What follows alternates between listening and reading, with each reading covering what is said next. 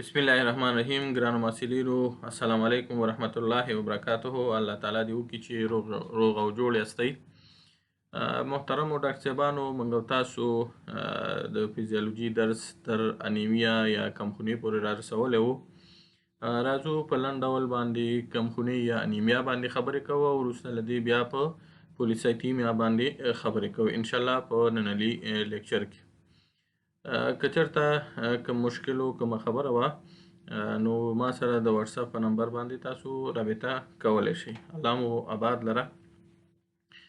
راځو د هر څه نه مخکې موږ او تاسو اول د انیمیا تعریف ته چې انیمیا یا کمخوني څه ته ویل کېږي. انیمیا یا کمخوني داسې تعریفو چې د نارمل اندازې څخه د RBC کموالي ته انیمیا ویل کېږي. اوس ولې انیمیا رامنځته کېږي؟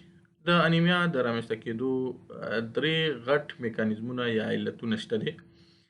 اول دا دی چې د RBC به ډیره تخریبیږي، یعنی انکریز ډسټرکشن آف RBC.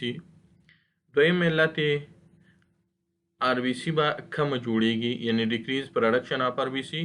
او دریم علت RBC د بدن څخه ضایع کېدل دي، یعنی لاز آف RBC فرام د باډي. نو په دغه درې میکانیزمونو سره به RBC چې کوم دی د بدن څخه په بدن کې به د نارمل اندازې څخه کمیږي. راځو اوس د انیمیا عمومي ډولونو ته. اول راځو بلډ لاز انیمیا، یعنی هغه انیمیا چې د وینې د ضایع کېدو له وجې رامنځته کېږي. دا انیمیا د وینې د ضایع کېدو له کبله رامنځته کېږي، یعنی په وینه کې پلازما او RBC دواړه شامل دي، نو دواړه ضایع کېږي. که چېرته دوهمه خونریزي یا سیکنډري بلیډینګ صورت ونه نیسي نو RBC 3 الی 6 هفتو پورې خپل ځان بیرته پوره کوي، یعنی ضایع شوی RBC چې کوم ده 3 نه تر 6 هفتو پورې بیرته پوره کېږي، او د پلازما اندازه چې کومه ضایع شوې ده دا یو الی 3 ورځو کې بیرته خپل ځان پوره کوي. بل ډول انیمیا چې کومه ده هغه اپلاستیک انیمیا ده. اپلاستیک انیمیا د نوم نه معلومیږي چې په دې حالت کې وینه جوړونکي برخې چې کوم دي هغه برخې چې په هغه کې وینه جوړیږي، چې موږ او تاسو د ژوند په مختلفو مراحلو کې د بدن په مختلفو برخو کې چې کومو برخو کې وینه جوړیږي په دې باندې خبره کړې ده. یعنی په دغه برخو کې به RBC نه جوړیږي. اپلاستیک د اپلازیا څخه اخیستل شوی، او اپلازیا معنا د یوې برخې فعالیت یا فنکشن له لاسه ورکول. دا انیمیا د RBC نه جوړېدو له کبله منځته راځي. په دې انیمیا کې د هډوکو مغز یعنی بون میرو په اپلازیا اخته کېږي، یعنی بون میرو نشي کولی چې RBC جوړه کړي. مخکې مې اپلازیا تعریف کړه. کله چې د بدن کوم غړی خپله وظیفه سرته ونه رسوي اپلازیا په نوم یادېږي. ولې بون میرو په اپلازیا اخته کېږي؟ یعنی بون میرو چې کوم ده څه شی د دې سبب کېږي چې دا په اپلازیا باندې اخته شي؟ اسباب یې ریډیشن یا تشعشع، مثلا ایکس ری، ګاما ریز، کیمیاوي مواد لکه بنزین، انتراسین وغیره، همدارنګه ډرګز، تیوراسل، همدارنګه کلورامپینیکول، کلوروکوین، باربیتورات دواګانې. دغه دواګانې چې کوم دي د دې سبب کېږي. د دې نه علاوه مثلا TB چې کوم ده په امراضو کې هم د بون میرو د اپلازیا سبب کېږي. میګالوبلاستیک انیمیا، یعنی میګا معنا غټ او بلاس معنا حجره، یعنی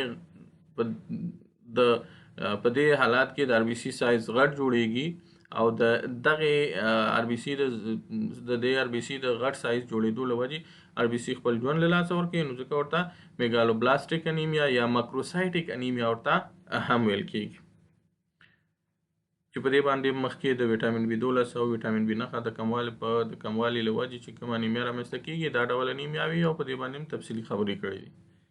ورپسې راځو هیمولایټیک انیمیا ته. هیمولایټیک انیمیا بیا دا انیمیا د آر بي سي د تجزیې یا لایزز له کبله رامنځته کیږي. یعنې په دې ډول آر بي سي کې آر بي سي تجزیه کیږي. د دې بیا سب ټایپس دي یا فرعي ډولونه دي چې په هغې کې یو هیریډیټري سپیروسایټوسس دی، بل سیکل سیل انیمیا ده او بل اریتروبلاستوسس فیټالس دی. راځو په لنډ ډول سره هر یوې تشریح کوو. اول هیریډیټري سپیروسایټوسس انیمیا باندې خبرې کوو. هغه انیمیا ده چې په ارثي ډول پکې آر بي سي بیزوي شکله جوړیږي، یعنې د آر بي سي شکل پکې خراب وي، هغه نارمل شکل نه وي. ټول هغه تغیرات چې یو نارمل آر بي سي په ځان کې راوړی شي، دا آر بي سي هغه تغیرات په ځان کې نشي راوړی، نو همدې له کبله تجزیه کیږي او خپل ژوند له لاسه ورکوي. دویم چې کوم دی هغه سیکل سیل انیمیا ده. سیکل سیل انیمیا هم په دې کې هم د آر بي سي شکل یا شیپ چې کوم دی په دې کې تغییر کوي او دلته دا یو جنیټیکي حالات دی. په دې ډول انیمیا کې یعنې په سیکل سیل انیمیا کې د بیتا په زنجیر کې مشکل وي، یعنې د بیتا زنجیر په شپږمه کړۍ یا موقعیت کې د ګلوتامیک اسید په ځای والین نصب شوی وي. نو له همدې کبله د آر بي سي په شکل کې تغییر راځي. لورماننده شکل غوره کوي چې دا لورماننده شکل بیا آر بي سي خپله وظیفه د دې شکل له وجې خپله وظیفه له لاسه ورکوي. مخکې موږ تاسو ویلي چې آر بي سي شکل چې کوم دی دا مقرر طرفین شکل لري. دریم چې کوم دی هغه اریتروبلاستوسس فیټالس. اریتروبلاستوسس فیټالس بیا په دې انیمیا کې د ماشوم او د مور د وینې ګروپ فرق کوي. په دې انیمیا کې آر بي سي تجزیه کیږي. څه شی کیږي؟ تجزیه کیږي. انټیجن د مور د ارچ یعنی کلن ډول باندې وایو په اریتروبلاستوسس فیټالس کې ماشوم بیبي چې کوم ده دا ارچ مثبت وي او مور ارچ منفي وي. نو انټیجن د مور د ارچ منفي سره یو ځای کیږي، یعنی دا د ماشوم انټیجن چې کوم دی دا د مور د منفي وینې سره یو ځای کیږي او مور ورته د دې په مقابل کې انټي باډي جوړوي. دا انټیجن انټي باډي کمپلیکس جوړوي او آر بي سي تجزیه کوي او د انیمیا د منځته راتلو سبب کیږي.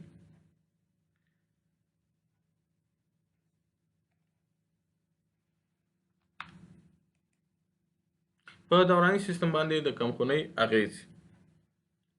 په دوراني سیستم کې په عمومي ډول سره د وینې اوبو نسبت چې کوم دی دا یو نسبت 3 دی، یعنی مطلب دا دی چې د اوبو څخه وینه 3 چنده غلیظه ده.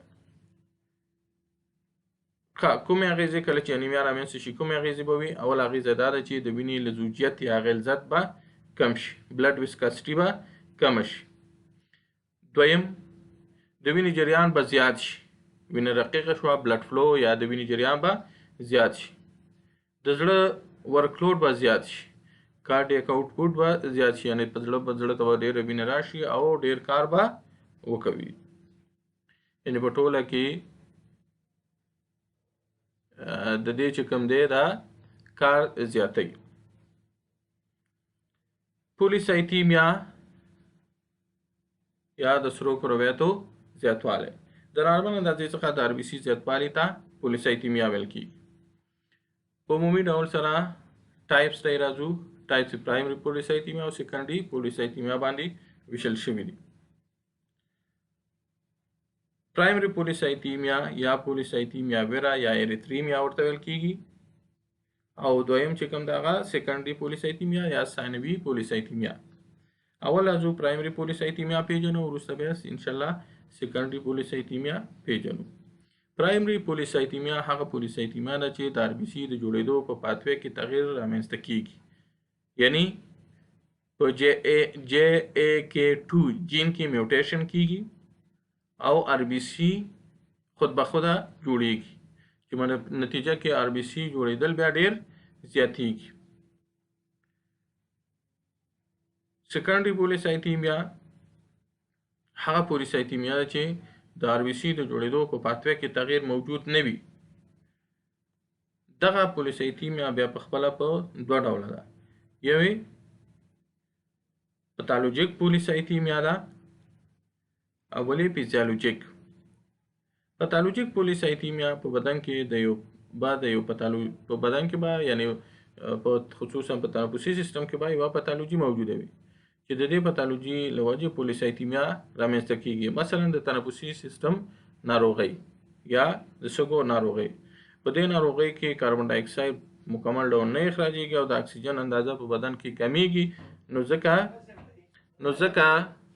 ځکه هایپکسیا رامنځته کیږي او د هایپکسیا له وجې بون میرو تنبیه کیږي او آر بي سي زیاته جوړیږي. بل چې کوم دی هغه فیزیالوجیک پولیسایتیمیا ده. فیزیالوجیک پولیسایتیمیا چې کومه ده هغه خلک چې په لوړو ارتفاعاتو کې ژوند کوي، یعنی د بحر د سطح څخه 14,000 الا 17,000 فوټه اوچت ژوند کوي، نو هلته اکسیجن په طبیعي شکل سره کم وي. په نتیجه کې هایپکسیا رامنځته کیږي او کله چې هایپکسیا رامنځته شوه په دې خلکو کې بیا زموږ اوساسو سره انیمیا رامنځته کیږي. باید یادونه وکړو چې په فیزیالوجیک پولیسایتیمیا کې د آر بي سي اندازه 6.9 میلیون پر ملیمتر مکعب پورې رسیږي او البته په سکند کې چې کوم دی په فیزیالوجیک ډول. او په پرایمري پولیسایتیمیا چې AK2 جین د دې سبب کیږي هلته بیا د 9 تر 8 میلیون پر ملیمتر مکعب چې کوم دی اندازه زیاتیږي، یعنی اندازه بیا زیاته وي. افیکټ اف پولیسایتیمیا ان سرکولیټري سیستم. په دوراني سیستم باندې د بدن په دوراني سیستم باندې د پولیسایتیمیا اغیزې به څه شی وي؟ د بدن په اول افیکټ یا تاثیر خو دا دی چې د وینې له زوجیت یا غلظت پکې زیاتیږي، یعنی بلډ وسکاسټي زیاتیږي. دویم د وینې جریان پکې کمیږي، بلډ فلو کمیږي، ځکه چې کله غلیظ شي وینه غلیظ شي نو بلډ فلو چې کوم ده دا کمیږي، د وینې جریان کمیږي. دریم د وینې حجم پکې زیاتیږي، د وینې حجم پکې څه کیږي؟ دا پکې زیاتیږي، بلډ والیوم زیاتیږي. د زړه ورکلوډ پکې کمیږي، یعنی کارډیاک آوټپوټ کمیږي، ځکه کم وینه زړه ته راځي او چې کله کم وینه راشي نو کم وینه به پمپ شي. یو پر درې خلکو کې د وینې فشار یا بلډ پریشر پکې لوړیږي. سیانوسیس یا شینوالی رامنځته کیږي. پولیسایتیمیا په دوراني سیستم باندې کوم تاثیر نه لري، ځکه که چېرته بلډ فلو کمیږي خو دلته بلډ والیوم زیاتیږي نو اکسیجن له ځان سره ډیروي. دا و د نننۍ ورځې انیمیا او پولیسایتیمیا لیکچر. الله تعالی دې وکړي چې موږ تاسو انشاءالله ورنه اخذ کړی وي. پر روان درس کې به موږ تاسو انشاءالله دریم فصل د انتام په مقابل کې د بدن په مقاومت باندې خبرې کوو. د نن دپاره به انشاءالله همدومره درس کفایت وکړي. الله تعالی مو روغ لره، الله تعالی مو آباد.